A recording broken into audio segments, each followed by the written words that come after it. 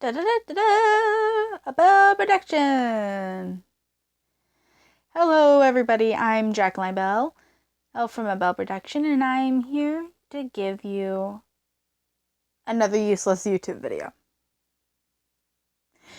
To me, I use it to pass time and show myself on the internet how I am slightly, so people could understand a bit of who I am, at least who I am at the moment. I could change.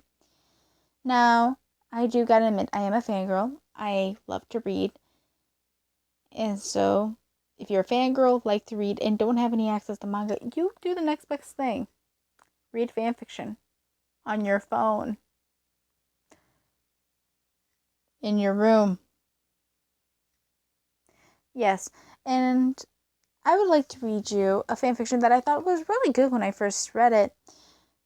And I think I read it through it twice on an app called Codex Reader, which I'll do a review eventually about this app.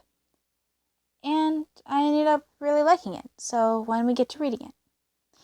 It was written by Tori Stone under the category Danny Phantom.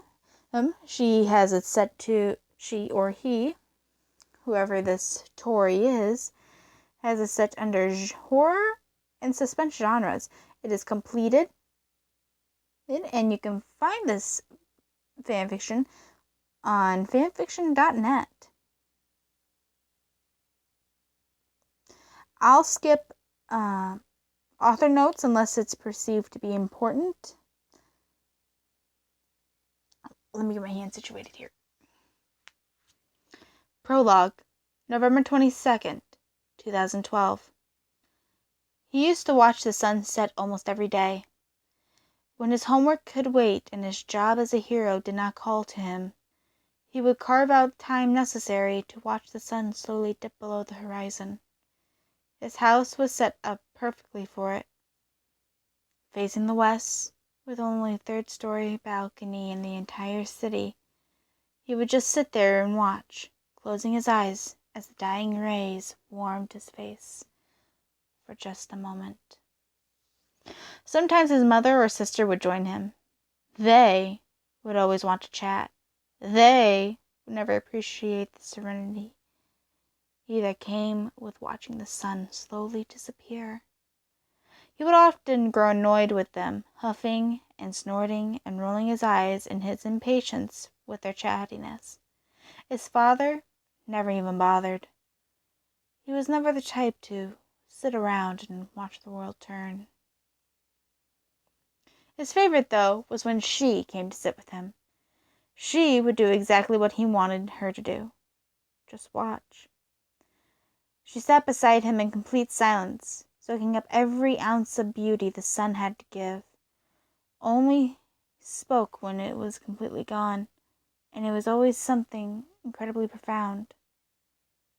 She had a funny way of making him think very closely about everything he did. She was the only one he knew that appreciated the sunny sun as much as he did. Now he refuses to watch. When the setting sun starts to sink, he hides. He doesn't want to see the light disappear, not after he's lost so much already. Before the sun's setting was nothing more than a natural occurrence. But now, the line between day and night. Now, it was the slowly waning hope of a decent future. It was hope bleeding out. It was a solid, daily reminder that he was completely and utterly alone. But mostly, he didn't want to watch them because they reminded him of her. He tried once, right after the disease took effect and everything went to hell, to watch.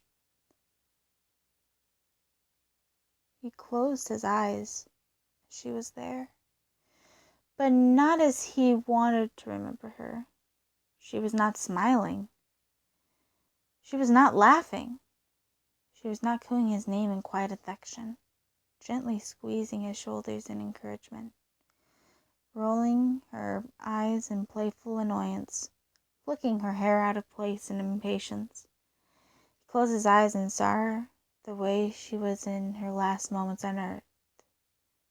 Beaten, lifeless, burned beyond recognition. He only knew it was her because it was her car he found her in. He ran after that. She was his last hope. He believed it to be some kind of terrible nightmare. The sickly babe of the horror movie he spent too much time watching, and the junk food he ate too much of. When he saw her, nay, them, together in her car, he knew there was nothing left for him there. And so he left, and he has not looked back. She always believed herself to be a generous soul. Perhaps she did not exude motherly qualities, but still, she did everything in her power to save defenseless animals. So what if she was a terror to some of her particularly vicious classmates? That didn't make her a bad person, right? Naturally, the thought of having to kill those animals was beyond preposterous to her. She couldn't help but to laugh at the ridiculousness of it. What, you expect her to lift a finger towards ending an animal's life? What has that animal ever done to you? There may be certain health benefits to eating meat, but it's not anything that can't be handled with a few vitamins. But there's no need for murder. But that was before. Before, she would never, even in her wildest dreams, kill even the most terrible of beasts. Now, she was actually willing to take a human life, multiple human lives, at that, without so much as a moment's hesitation. She tried to remember when it all changed. There were so many moments when it felt like her entire world was flipped upside down, just for her to turn around. 2 seconds later, it had been flipped yet again. It was flipped so many times that she was no longer sure which way was up. But one moment in particular stood out. It was the moment in which something inside her snapped. She felt it break in two and disintegrate right there inside herself, in her very soul. In fact, now that she was thinking about it, it very well could have been her soul. She was looking for him. They were both. They managed to find each other in all the chaos. It's not so hard to imagine they could find him, too. It was the first thing even slightly resembling to hope that she ever felt since her heart stopped all those hours ago before. They were jogging down the street, ignoring the fires in the buildings crumbling and people screaming. And then they rounded the corner, and they saw the empty house lot where his house stood just hours before. His house had been completely leveled. There wasn't even debris. It was just gone, along with any signs of the family that once lived inside it. Yes, there was a moment she snapped and became the machine she is today.